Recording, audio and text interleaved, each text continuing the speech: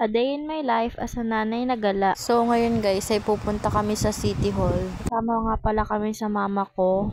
Magpo-vlog kasi siya sa City Hall. Friday pala neto guys kaya may vlog sila. At ayan nga may topak ang batang to. Kakagising lang kasi niya. At ito nga fit check muna tayo.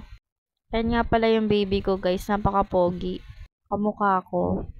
Medyo maulan nga pala nito guys kaya nagpatila muna kami. Nauna pala muna sila mama doon. Sumunod na lang kami kasi nga maulan. At ayan nga si Papa, karga nga si Tanggol. At nagpahatid nga pala kami kay Papa guys sa sakayan ng jeep. At ayan nga nakasakay na kami dyan sa jeep.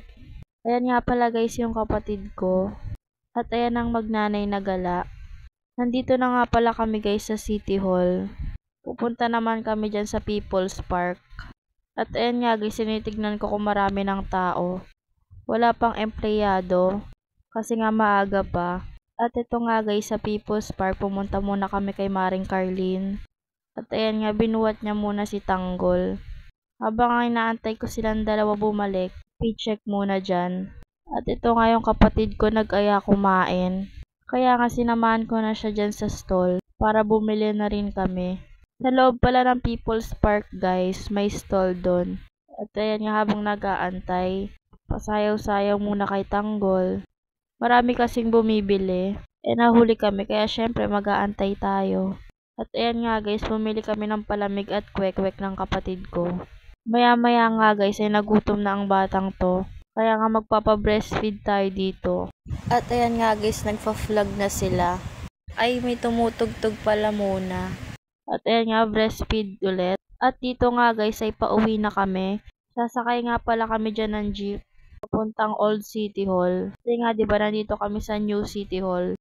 At ayan nga, nasa jeep na kami nyan. Nung kinagabihan nga guys ay nagyaya yung pinsan ko na bumili ng bulalo. Sa sikat na bulalo dito sa Sabalo. At ayan nga guys, pauwi na kami niyang mga oras na yan.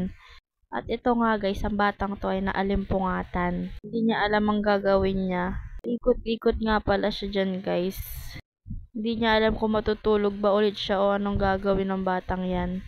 At ito nga guys, inaantok na nga ulit siya. Dahil nga humihikab-hikab. Sobrang kulit talaga ng batang to. Kapag nagising ng madaling araw ayaw na matulog. At ayan nga guys, paikot-ikot na lang siya dyan. Napakamot pa nga sa ulo. Nahihilo na nga rin pala ako sa oras na yan dahil napakakulit niya. Ayan, pinas forward ko na dahil napakakulit niya. Ang haba ng video na yan. Hindi ko alam bakit natutulala siya dyan. Kaya kinikiliti ko siya sa oras na yan. Madaling araw na pero ayaw niya pa ring matulog. At ayan nga ang bata na yan ay napakalambing.